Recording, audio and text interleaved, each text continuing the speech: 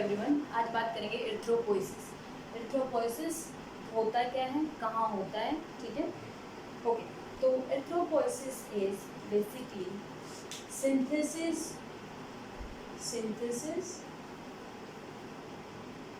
Development and maturation. Okay, तो erythropoiesis होता क्या है? It's not only stages of formation, सिर्फ फॉर्म होना नहीं, मैच्योर होना भी, क्योंकि ब्लड सेल्स जो हैं वो मैच्योर होके और फिर ब्लड स्ट्रीम में जा रहे होते हैं, ठीक है। तो बेसिकली एरिथ्रोपोइसिस जो है its development, synthesis and maturation of red cells, ठीक है। हीमेटोपोइसिस होगा अगर हम सब सेल्स की इकट्ठा बात करें, synthesis of all the blood cells तो होगा हीमेटोपोइसिस, ठीक है। अगर हम सिर्फ आरबीसीज की बात करें तो होगा एरिथ्रोपोइसिस। अब आरबीसीज जो होते हैं, आरबीसी रेड ब्लड सेल्स, ये डिस्क शेप होते हैं और बाइकनकेव शेप होते हैं। बाइकनकेव शेप जो है उसका बहुत सिग्निफिकेंस है। एक तो ट्रांसपोर्ट अच्छे से हो पाता है, सरफेस एरिया ज़्यादा होता है, और ये जो कैपिलरी है उस कम कैपिलरी के साइज से भी स्क्वीज आउट इजीली हो पाते हैं, ठीक है। उसके अलावा आरबीसीज में न्यूक्लियस नहीं होता, ठीक है, नॉन न्यूक्लिएटेड होते हैं आरबीसीज। उनका जो वॉल्यूम होता है वो अराउंड 70 to 90 माइक्रोमीटर क्यूब होता है, जो कि हम एमसीवी से पता लगाते हैं, ब्लड एंडाइसिस। अगर आपको ब्लड एंडाइसिस पे वीडियो चाहिए तो आप मेरे चैनल को विजिट कर सकते हैं, उसमें ब्लड एंडाइसिस और उनके फार्मूला पे मैं पहले ही वीडियो बना चुकी हूँ, ठीक है। तो आरबीसीज के फंक्शंस की अगर बात करें तो आरबीसीज ट्रांसपोर्ट में हेल्प करती है, ऑक्सीजन को ले जाने के लिए फ्रॉम लंग्स टू टिश्यूज़, और कार्बन डाइऑक्साइड को ले जाने के लिए फ्रॉम टिश्यूज़ टू लंग्स, ठीक है।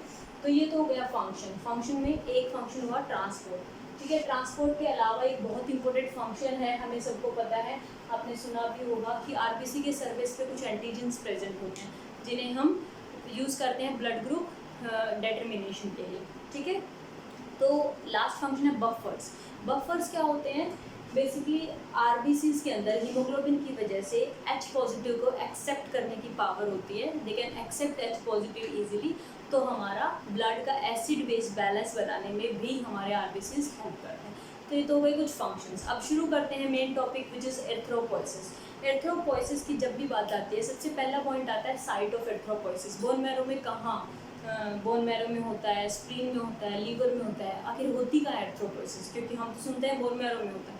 तो एरिथ्रोपोइसिस हमें ये भी पता होना चाहिए कि बिफोर बर्थ कहाँ होती है, ठीक है। तो सबसे पहले बात करते हैं साइट्स ऑफ एरिथ्रोपोइसिस।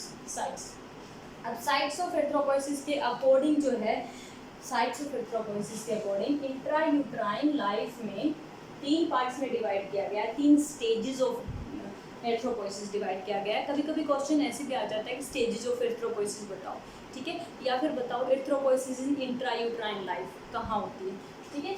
तो एरिथ्रोपोइसिस की अगर हम साइट्स की बात करें, ठीक है, साइट्स की अगर बात करें तो 3 स्टेजेस में डिवाइड किया गया है।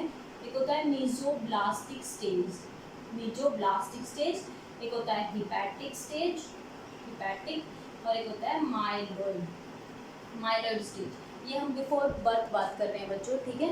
तो मीजोब्लास्टिक स्टेज क्या होती है कि बेसिकली जब यॉर्क सैक के मीजोडर्म से जो है हमारे आरबीसीज बन रहे होते हैं, यहाँ हम 0 to 3 मंथ की बात कर रहे होते हैं, ट्राइमेस्टर, फर्स्ट ट्राइमेस्टर की बात कर रहे होते हैं, जिसमें हमारा कहाँ बनता है आरबीसीज? यॉर्क सैक में बन रहा होता है। तो इस स्टेज को बोलते हैं मीजोब्लास्टिक स्टेज, ठीक है। नेक्स्ट है हिपैटिक स्टेज, जो कि सेकेंड ट्राइमेस्टर की बात हो रही है, 3 to 6 मंथ की बात हो रही है, ठीक है। ये को कहाँ बनता है? लीवर में बनता है, या फिर कभी कभी स्प्लीन में भी बन जाता है, ठीक है। लीवर या स्प्लीन में आरबीसी सिंथेसिस हो रहा होता है इन सेकेंड ट्राइमेस्टर, ठीक है। इंट्रायूट्राइन लाइफ के लास्ट ट्राइमेस्टर में, मतलब 6 to 9 मंथ्स की अगर बात करें तो ये बन रहा होता है बोन मैरो, ठीक है। बोन मैरो में आरबीसी सिंथेसिस हो रही होती है। बट ये तो हो गई इंट्रायूट्राइन लाइफ। जब बच्चा बोर्न होता है उसके बाद सारी बोन्स जो हैं, सारी बोन्स में बोन मैरो जो है आरबीसी सिंथेसिस करा रहा होता है। लेकिन एडल्ट लाइफ में जो है सिर्फ मेम्ब्रेनस बोन मैरो जो है, मेम्ब्रेनस बोन्स हैं, उनके अंदर जो स्पेस होता है उस बोन मैरो से आरबीसी सिंथेसिस होती है, ठीक है। तो ये तो हो गई साइट्स ऑफ आरबीसी सिंथेसिस और एरिथ्रोपोइसिस। अब बात करते हैं प्रोसेस ऑफ एरिथ्रोपोइसिस। तो साइट बहुत इंपॉर्टेंट है, जब भी क्वेश्चन आता है तो आपको साइट भी लिखनी पड़ेगी। ओके, एर्थ्रोपोइसिस की बात करते हैं। अब एर्थ्रोपोइसिस होता क्या है बेसिकली, बोन मैरो में एक स्टेम सेल प्रेजेंट होता है, पर जो स्टेम सेल होता है जो कि किसी का भी फॉर्म ले सकता है, हमारा दूसरा किसी टाइप का भी बॉडी सेल बना सकता है, स्टेम सेल। ठीक है, अब स्टेम सेल जो है सबसे पहले बोन मैरो में क्या होता है, स्टेम सेल प्रेजेंट होता है। अब बात करते हैं हम एर्थ्रोपोइसिस की। तो बेसिकली होता क्या है, एर्थ्रोपोइसिस में एक होता है हीमेटोपोइटिक स्टेम सेल, जिसके आगे हम लगाते हैं प्लूरीपोटेंट। प्लूरीपोटेंट मतलब कि ये जो सेल है ये किसी टाइप का भी सेल बना सकता है। ठीक है, हीमेटोपोइटिक स्टेम सेल। अब सबसे पहले जो हमारे बोन मैरो है उसमें स्टेम सेल्स होते हैं। ठीक है, अब वो सेल कुछ भी बन सकते हैं। अब ये कौन डिसाइड करेगा, तो कुछ फैक्टर्स होते हैं हमारे बोन मैरो में प्रेजेंट होते हैं जो उन सेल को कमिटेड सेल में कन्वर्ट करते हैं। कमिटेड मतलब उसे बताते हैं कि आपको कौन सा सेल बनाना है, वो उस लाइन के लिए कमिटेड हो जाता है, इसलिए उसे बोलते हैं कमिटेड हीमेटोपोइटिक स्टेम सेल। कमिटेड कि वो कमिट हो गया इस लाइन के लिए, कमिटेड स्टेम सेल। ठीक है, अब देखो कुछ ग्रोथ फैक्टर्स अगर वहाँ प्रेजेंट होते हैं तो जो ये हीमेटोपोइटिक जो स्टेम सेल है ये दो चीज़ों में जा सकता है। एक तो है ये लिम्फोइड सीरीज में जा सकता है, लिम्फोइड सीरीज। ठीक है, लिम्फोइड सीरीज में जाके हमारे लिम्फोसाइट्स बना सकता है, लिम्फोसाइट्स। ठीक है, या फिर ये colony forming unit, colony forming unit बना सकता है, जो कि हमारे होते हैं दो टाइप के। अब कॉलोनी फॉर्मिंग यूनिट अगर बनाता है तो कॉलोनी फॉर्मिंग यूनिट दो टाइप के बन सकते हैं, या तो कॉलोनी फॉर्मिंग यूनिट हमारे ग्रैनुलोसाइट्स और मोनोसाइट के लिए बन जाएंगे, जो आगे जाके डिवाइड हो जाएगा कॉलोनी फॉर्मिंग यूनिट ग्रैनुलोसाइट और कॉलोनी फॉर्मिंग यूनिट मोनोसाइट। मतलब आगे यहाँ से ग्रैनुलोसाइट बनेंगे, न्यूट्रोफिल बनेंगे, इओसिनोफिल बनेंगे और बैसोफिल बनेंगे, और यहाँ से मोनोसाइट बनेगा। ठीक है, ये तो हो गई एक्स्ट्रा लिनिएजेस की बात। तो अगर ये नहीं बनता है तो यहाँ बनता है कॉलोनी फॉर्मिंग यूनिट एरिथ्रोसाइट। समझ आया? तो सबसे पहले हम बात कर रहे हैं कि कैसे लिनिएज में एंटर होता है, आरबीसी कैसे बनना शुरू होता है। ठीक है, इससे पहले कि हम एरिथ्रोपोइसिस पढ़ें, पहले हम बात करते हैं कि एक स्टेम सेल से एरिथ्रोपोइसिस सीरीज तक हम एंटर कैसे करते हैं सेल्स। तो बेसिकली पहले कमिटेड सेल, जो स्टेम सेल है वो कमिट होता है, कमिट होने के बाद कमिटेड स्टेम सेल जो है वो एंटर होता है कॉलोनी फॉर्मिंग यूनिट ई में, कॉलोनी फॉर्मिंग यूनिट एरिथ्रोसाइट में। ठीक है, इसके बाद शुरू होता है आरबीसी बनना। ओके, तो यहाँ तक क्लियर है। उसके बाद हम बात करते हैं मेन एरिथ्रोपोइसिस की। फाइन, अब देखो एरिथ्रोपोइसिस रटना नहीं है, कुछ बेसिक कॉन्सेप्ट समझते हैं हम कि कैसे हमें पढ़ना है एरिथ्रोपोइसिस में होता क्या है। तो जैसे ही कॉलोनी फॉर्मिंग यूनिट एरिथ्रोसाइट बनता है वो डेवलप हो जाता है प्रो इरिथ्रोब्लास्ट में। सबसे पहला सेल है प्रो इरिथ्रोब्लास्ट, मतलब एरिथ्रोसाइट बनने से जस्ट पहले की स्टेज इज प्रो इरिथ्रोब्लास्ट। ठीक है, बिग सेल है, ब्लास्ट सेल है, मतलब इमेच्योर सेल। तो ये जो सेल है ये अराउंड 20 माइक्रोमीटर साइज होता है इसका। ठीक है, और अगर हम कैरेक्टरिस्टिक की बात करें तो ये होता है बैसोफिलिक, बैसोफिलिक होता है। ठीक है, और न्यूक्लियस की बात करें तो बहुत बड़ा न्यूक्लियस होता है इसमें, न्यूक्लियस प्रेजेंट होता है। ठीक है, अब हमें बस इस फॉर्म में पढ़ना है एरिथ्रोपोइसिस की चेंजेस कैसे हो रहे हैं जब हम एरिथ्रोसाइट की तरफ मूव कर रहे हैं। ठीक है, रटना नहीं है आपको, कुछ चीज़ें हैं जो आपको बस आनी चाहिए, वो आपको एरिथ्रोसाइट सीरीज याद करा देंगे। ठीक है, तो प्रो एरिथ्रोब्लास्ट के बाद क्या होता है, नॉर्मोब्लास्ट में कन्वर्ट होता है सेल। नॉर्मोब्लास्ट की 3 स्टेजेस होती हैं। नॉर्मोब्लास्ट में अर्ली नॉर्मोब्लास्ट, ठीक है, इंटरमीडिएट नॉर्मोब्लास्ट, इंटरमीडिएट नॉर्मोब्लास्ट और लेट नॉर्मोब्लास्ट। तो बहुत ही आसान है बच्चों, जरा थोड़ा सा ध्यान से देखने की कोशिश करो। नॉर्मोब्लास्ट की 3 स्टेजेस हैं। आप देखो साइज कम होता जा रहा है, ये 20 माइक्रोमीटर से ये 14 हो जाएगा, ये 12 हो जाएगा और ये 10 माइक्रोमीटर हो जाएगा। तो इस तरीके से साइज जो है वो रिड्यूस हो रहा है। ठीक है, बैसोफिलिक ही रहेगा ये। और इंटरमीडिएट नॉर्मोब्लास्ट का हमें ज़्यादा पता होना चाहिए, न्यूक्लियस डिक्रीज होता जाएगा, डिक्रीज होता जाएगा। ठीक है, तो लास्ट तक न्यूक्लियस जो है डीजनरेट होता जाएगा, श्रिंक होता जाएगा, डिक्रीज होता जाएगा। लेकिन सबसे इम्पोर्टेंट बात क्या है, जब हम नॉर्मोब्लास्ट की बात करते हैं तो सबसे इम्पोर्टेंट आपको ये स्टेज जो है इंटरमीडिएट नॉर्मोब्लास्ट, ये स्टेज के बारे में पता होना चाहिए होता क्या है। अब इंटरमीडिएट नॉर्मोब्लास्ट में इंपॉर्टेंट चीज़ क्या हो रही होती है, वहाँ पे हीमोग्लोबिन स्टार्ट्स अपीयरिंग। ठीक है, तो यहाँ पे हीमोग्लोबिन जो है अपीयर होना शुरू हो जाता है। तो यहाँ तक जो न्यूक्लियस है वो सेम कलर का था, बैसोफिलिक था, ठीक है, लेकिन यहाँ कुछ डिफरेंट कलर्स आ जाते हैं हीमोग्लोबिन आने की वजह से, तो इसे बोलते हैं पॉलीक्रोमेटिक स्टेज, पॉलीक्रोमेटिक नॉर्मोब्लास्ट, ठीक है, इसीलिए रेड कलर से ही लिख देती हूँ पॉलीक्रोमेटिक, कई कलर्स आ जाते हैं इसके अंदर, इसलिए बोलते हैं इसे पॉलीक्रोमेटिक नॉर्मोब्लास्ट, ठीक है। अब यहाँ पे जो है हमारा हीमोग्लोबिन बढ़ता जाता है और बेसिकली हमारी जो आरबीसीज हैं वो पिंकिश होती जाती हैं, red colour of red cells जो है वो बिकॉज ऑफ हीमोग्लोबिन होता है, ठीक है। तो पिंकिश होती जाती है, रेडिश होती जाती हैं, तो जो हमारा साइटोप्लाज्म है वो एसिडोफिलिक होता है लास्ट में, एसिडोफिलिक, तो बैसोफिलिक से पॉलीक्रोमेटिक और पॉलीक्रोमेटिक से एसिडोफिलिक, ये चेंज हो रहा है।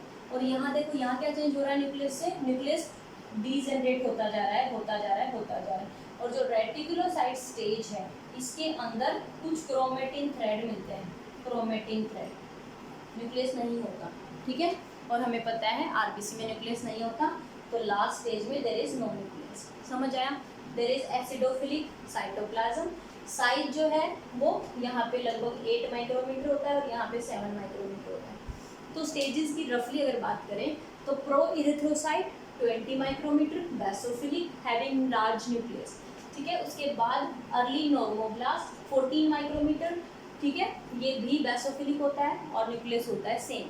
जब इंटरमीडिएट में एंटर करते हैं, इंटरमीडिएट में यहाँ पे सबसे इंपॉर्टेंट है कि HB स्टार्ट्स अपीयरिंग, तो haemoglobin starts appearing, intermediate stage है, इसीलिए इसे पॉलीक्रोमेटिक बोलते हैं, न्यूक्लियस डीजेनरेट हो रहा होता है, ठीक है। Then is late normoblast, further size reduce होगा और फर्दर न्यूक्लियस रिड्यूस होता जाएगा। अब उसके बाद आता है रेटिकुलोसाइट, रेटिकुलोसाइट लेस देन 1% होते हैं हमारी बॉडी में रेटिकुलोसाइट, ठीक है, ब्लड में बात कर रही हूँ मैं, ब्लड में आ जाते हैं कुछ रेटिकुलोसाइट फॉर्म में। तो रेटिकुलोसाइट जो है 8 माइक्रोमीटर साइज का होता है, यहाँ एसिडोफिलिक बन जाता है, क्रोमेटिन मटेरियल रह रहा होता है, न्यूक्लियस डीजेनरेट हो जाता है और कुछ क्रोमेटिन मटेरियल पड़े होते हैं, ठीक है, रेटिकुलोसाइट में, ठीक है, हीमोग्लोबिन यहाँ पे बढ़ रहा होता है, हीमोग्लोबिन अमाउंट, और ये finally reticulocyte convert into erythrocyte, ठीक है, रेड सेल में कन्वर्ट हो जाता है, जिसका साइज होता है 7 माइक्रोमीटर और एसिडोफिलिक नेचर होता है, there is no nucleus and haemoglobin होता है अराउंड 30 to 35%, ठीक है। तो ये हो गई हमारी एरिथ्रोपोइसिस, बहुत मुश्किल नहीं है, अगर आप ध्यान से देखने की कोशिश करो तो बहुत ही आसान है, प्रोएरिथ्रोब्लास्ट, नॉर्मोब्लास्ट और reticulocyte which convert into erythrocyte, तो बहुत ही आसान है, जरा एक बार आप खुद ड्रॉ करेंगे तो बहुत ईजी है, ठीक है। अब बात आती है एरिथ्रोसाइट के कौन कौन से फैक्टर्स हैं जो अफेक्ट कर सकते हैं एरिथ्रोसाइटोसिस, एरिथ्रोपोइसिस को, ठीक है, आरबीसी सिंथेसिस को बेसिकली कौन कौन से फैक्टर्स हैं जो अफेक्ट करते हैं। अब बच्चों कभी कभी क्वेश्चन पूछ लिया जाता है एरिथ्रोपोइसिस, अगर पूछते हैं तो लॉन्ग क्वेश्चन होगा, लेकिन short form factor affecting erythropoiesis भी पूछा जा सकता है, तो हम क्या लिखेंगे उसमें, तो हम 3 फैक्टर्स में लिखेंगे, ठीक है, इस तरीके से लिखेंगे हम। तो पहला फैक्टर अफेक्टिंग एरिथ्रोपोइसिस है, फैक्टर्स की बात हो रही है यहाँ पे, फैक्टर्स अफेक्टिंग एरिथ्रोपोइसिस, तो पहले हम बात करेंगे स्टिमुलेटिंग फैक्टर्स, स्टिमुलेटिंग फैक्टर्स, कौन कौन से फैक्टर हैं जो एरिथ्रोपोइसिस को स्टिमुलेट करते हैं, ठीक है। तो सबसे पहला जो एग्जामिनर का फेवरेट होता है वो होता है हाइपोक्सिया, हाइपोक्सिया। अब देखो एरिथ्रोपोइसिस जब भी आता है या फिर आपको रेड सेल काउंट आता है या फिर अनीमिया आता है, तो आपको इस बात का पता होना चाहिए कि हाइपोक्सिया में रेड सेल्स का होता है, ठीक है। तो हमेशा हाइपोक्सिया या फिर ये हाइपोक्सिया कहाँ होता है आपसे पूछा जा सकता है, हाई एल्टीट्यूड पे, हाई एल्टीट्यूड पे जब आप जाते हैं, ठीक है, तो होता क्या है बेसिकली, जब हाई एल्टीट्यूड पे आप जाते हैं तो पार्शियल प्रेशर ऑफ ऑक्सीजन कम हो जाता है, जिसकी वजह से टिश्यू हाइपोक्सिया होता है। हाइपोक्सिया क्या होता है बच्चों, decrease oxygen concentration eight tissue level. अगर डिक्रीज ऑक्सीजन कॉन्सेंट्रेशन हमारा ब्लड में होगा तो उसे बोलेंगे हाइपोक्सीमिया, ठीक है, हाइपोक्सीमिया ब्लड में, और हाइपोक्सिया टिश्यू लेवल पे ऑक्सीजन कॉन्सेंट्रेशन की डेफिशिएंसी। तो बेसिकली हाइपोक्सिया जब होता है, जो कि एग्जांपल है हमारा high altitude, decrease partial pressure of oxygen, तो टिश्यू हाइपोक्सिया हो गया। अब हाइपोक्सिया जब भी होता है ये स्टिमुलेट करता है हमारे किडनी में कुछ कैपिलरीज होती हैं, किडनी की कैपिलरीज, पेरिट्यूबुलर कैपिलरीज क्या सीक्रेट करती हैं, वो एरिथ्रोपोइटिन, एरिथ्रोपोइटीन सीक्रेट करते हैं। एरिथ्रोपोइटीन क्या होता है? ये ग्रोथ फैक्टर्स होता है आरबीसी सिंथेसिस के। एरिथ्रोपोइटीन जो है ये हमारी बोन मैरो को स्टिमुलेट करेगा, बोन मैरो को टू इंक्रीज एरिथ्रोपोइसिस, एरिथ्रोपोइसिस को इंक्रीज करेगा और मैचुरेशन को बढ़ा देगा। तो आरबीसी सिंथेसिस बढ़ जाएगा जिससे क्या होगा? Increase RBC count. ठीक है, समझ आया? तो हाइपोक्सिया एक स्टिमुलेटिंग फैक्टर्स है और सेकंड फैक्टर्स अगर मैं लिखूं तो एरिथ्रोपोइटीन इज ऑल्सो, जो एक्सटर्नली भी दिया जा सकता है एरिथ्रोपोइटीन। ठीक है, तो बेसिकली हाइपोक्सिया एंड एरिथ्रोपोइटीन। ठीक है, थर्ड फैक्टर है थायराइड। अगर थायराइड बढ़ जाता है, हाइपर थायराइड अगर हो जाता है, थायराइड अगर बढ़ जाता है तो मेटाबॉलिज्म बढ़ जाएगा, मेटाबॉलिज्म बढ़ेगा तो आरबीसी सिंथेसिस भी बढ़ जाएगा। ठीक है, तो ये हो गया हमारे स्टिमुलेटिंग फैक्टर्स। अब स्टिमुलेटिंग फैक्टर्स के अलावा हमें आरबीसी सिंथेसिस में क्या चाहिए? ऑब्वियसली मैचुरेशन के लिए भी चाहिए कुछ, और हमारे आरबीसी जो हैं वो एरिथ्रोसाइट में कन्वर्ट हो। ठीक है, कुछ वो फैक्टर भी चाहिए। तो सेकंड है हमारा मैचुरेशन फैक्टर्स, मैचुरेशन फैक्टर्स। ठीक है, मैचुरेशन के लिए हमें क्या क्या चाहिए? हमें पता है हमें B12 चाहिए, which is a maturation factor. B12 deficiency anaemia होता है, which is called pernicious anaemia. अगर हम ये नहीं लेंगे तो सेल्स जो है वो मैच्योर नहीं हो पाएंगे और सेल्स बड़े के बड़े हमारे ब्लड में चले जाएंगे, परनीशियस एनीमिया। उसके अलावा हमारा फोलिक एसिड हमें पता है ये मैचुरेशन के लिए हेल्प करता है, तो इसकी डेफिशिएंसी से होता है हमारा मेगैलोब्लास्टिक एनीमिया, मेगैलोब्लास्टिक एनीमिया। और एक और फैक्टर होता है which is intrinsic factor. Intrinsic factor जो हमारे स्टमक से प्रोड्यूस होता है ऑक्जेंटिक सेल से, जो कि विटामिन B12 को एब्जॉर्प्शन में हेल्प करता है। इंट्रिंसिक फैक्टर अगर नहीं होगा तो B12 भी एब्जॉर्ब नहीं होगा। ठीक है, समझ आया? तो बेसिकली इस तरह से हमें मैचुरेशन फैक्टर्स भी चाहिए। Last but not least is factors which help in haemoglobin formation. अब हीमोग्लोबिन है आरबीसी में, तो उसको फॉर्म होने के लिए हमें जो जो चीज़ें चाहिए वो भी चाहिए आरबीसी को बनने के लिए, नहीं तो हाइपोक्रोमिक अनीमिया हो जाएगा। हीमोग्लोबिन कम होगा, रेड सेल बन जाएंगे। ठीक है, रेड सेल हो सकता है नॉर्मल साइज में जाए, बट हाइपोक्रोमिक हो जाएगा सेल्स। ठीक है, तो इसमें क्या क्या होता है? हीमोग्लोबिन के लिए हमें पता है हीम प्लस ग्लोबिन, दो वर्ड से मिलकर बना है हीमोग्लोबिन। ठीक है, तो हमें क्या क्या चाहिए? हमें हीम के लिए क्या क्या चाहिए? हमें आयरन चाहिए। ठीक है, देन हमें ग्लोबिन के लिए प्रोटीन्स चाहिए, प्रोटीन्स। ठीक है, आयरन है तो इसके एब्जॉर्प्शन के लिए हमें विटामिन सी चाहिए, कोबाल्ट चाहिए। ठीक है, तो basically iron absorption factors and proteins, ये भी हमें चाहिए डाइटरी फैक्टर्स जो कि हेल्प करेंगे आरबीसी सिंथेसिस में। नहीं तो सेल बन जाएगा और उसमें हीमोग्लोबिन कम होगा, देन अगेन अनीमिया की कंडीशन में प्ले आउट हो जाएगा। तो बेसिकली ये थे हमारे फैक्टर्स अफेक्टिंग, जिसमें stimulating factor, then we have maturation factor and haemoglobin formation factors. ठीक है, तो ये थी video about erythropoiesis and factor affecting erythropoiesis. कोई क्वेरी है तो आप कमेंट बॉक्स में ज़रूर लिखिएगा। Thanks for watching.